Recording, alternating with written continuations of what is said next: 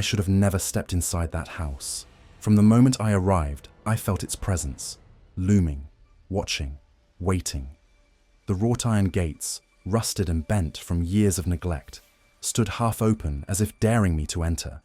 The wind moaned through the skeletal trees, carrying whispers of stories best left forgotten. I hesitated for only a moment before stepping forward, my breath visible in the icy night air.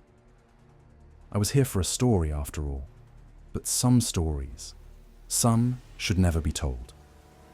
This place had once belonged to Victor LaMonte, a musical genius who had vanished decades ago, leaving behind only a single, unfinished composition, one said to be cursed.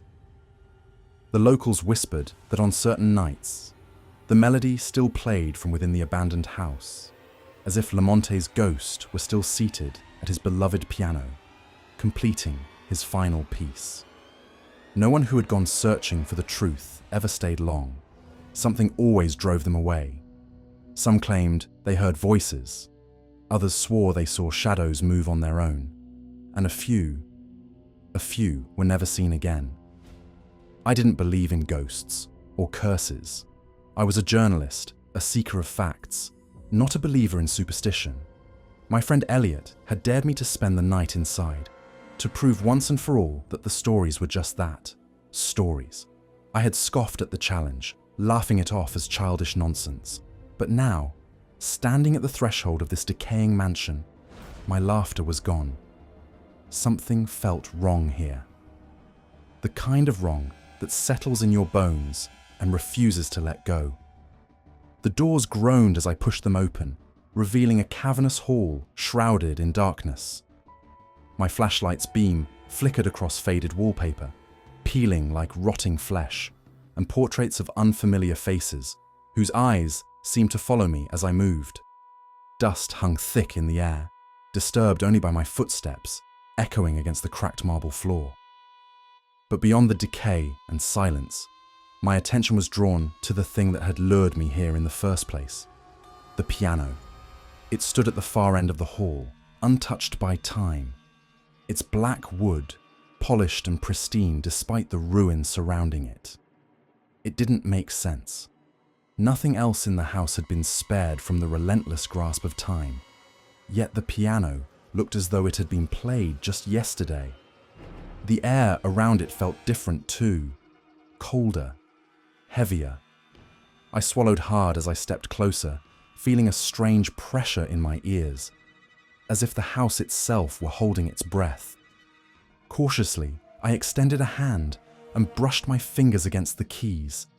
They should have been covered in dust, brittle with age, but they weren't. They were smooth, cold, unnaturally cold.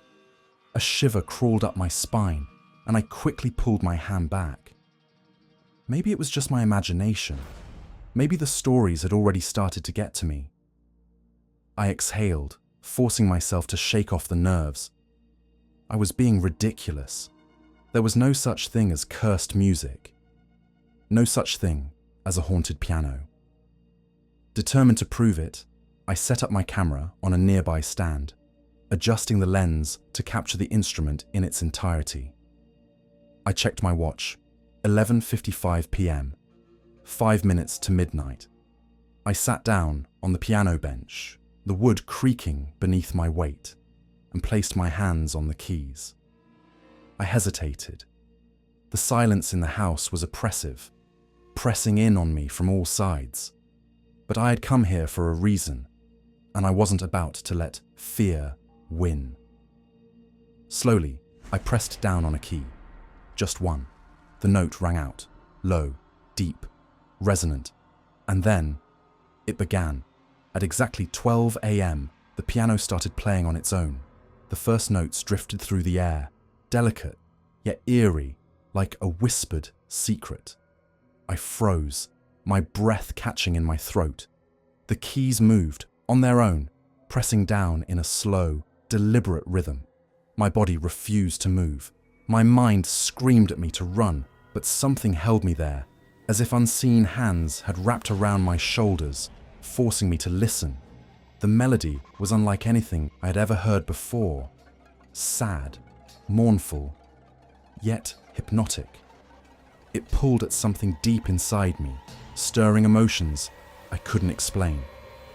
And then, just when I thought it couldn't get any worse, the singing began. A voice, soft and distant, drifted through the air, weaving into the music like a ghostly lullaby. It was in a language I didn't understand, yet somehow I knew what it was saying. A warning, a plea, a curse, and I had just awakened it. I tried to move. I tried to rip myself away from the bench, from the piano, from whatever force was holding me there. But I couldn't. My limbs felt like they were submerged in ice, my fingers stiff and trembling as if something unseen had wrapped itself around me, locking me in place. The voice grew stronger, the melody more complex, weaving itself into my thoughts, drowning me in its sorrow. The lyrics, though foreign, burrowed into my mind, carrying emotions so heavy that I felt as though I was suffocating under their weight. It was a lament, a song of loss, regret, suffering, and beneath it all I could feel something else, rage, a buried fury hidden within the sorrow, rising with every note. My breath came in short gasps, my pulse hammering in my ears. The air around me thickened, pressing against my chest, forcing me to inhale the scent of rot, decay, and something old, something dead. Then, from the corner of my eye, I saw movement. The shadows in the room, twisting, stretching, crawling toward me like living things. My flashlight, still balanced on the camera stand, flickered violently, the beam shaking across the walls. And that's when I saw them. Figures, dozens of them, standing just beyond the edge of the light. They weren't fully formed, more like silhouettes, distorted, shifting, unraveling at the edges. But their eyes, hollow and endless, like black pits, swallowing everything inside them, they surrounded the room, watching, waiting. And then, one of them moved forward. It was a woman, or at least, it had once been. Her face was pale, stretched too tight over her bones, her mouth slightly parted, as if she were whispering. Her hands, long and skeletal, reached toward me, her fingers twitching with unnatural precision. I let out a choked breath. My instinct screamed at me to move, to run, but my body still wouldn't obey. My hands were locked to the piano keys, my fingers trembling as though they were being guided by something else, something unseen. I wasn't just hearing the song anymore. I was playing it. I don't remember placing my hands on the keys. I don't remember pressing down. But the notes flowed from my fingertips as though they had a mind of their own. The melody deepening, darkening. The moment I realized it, I felt it. Something clawing its way inside me. The woman's head tilted, her black eyes fixed on mine. And then she spoke, or rather, she sang. Her voice merged with the music, a soft, fragile whisper that sent ice down my spine. The others joined in, one by one, until the entire room was singing. It was unbearable. The sound was unlike anything I had ever heard before, beautiful yet horrifically wrong, as if the very walls were weeping, screaming. It burrowed into my mind, filling every space inside me with an overwhelming sense of grief, of pain, of loss. I felt tears running down my face. I didn't even realize I was crying.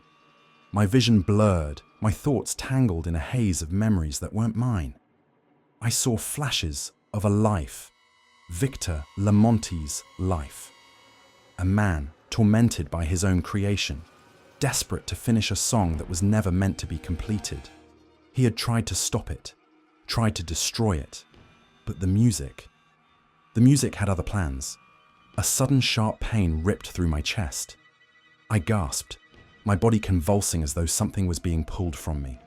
The shadows closed in, their voices rising in a chaotic crescendo, the air vibrating with their song. And then, Just as suddenly as it began, everything stopped.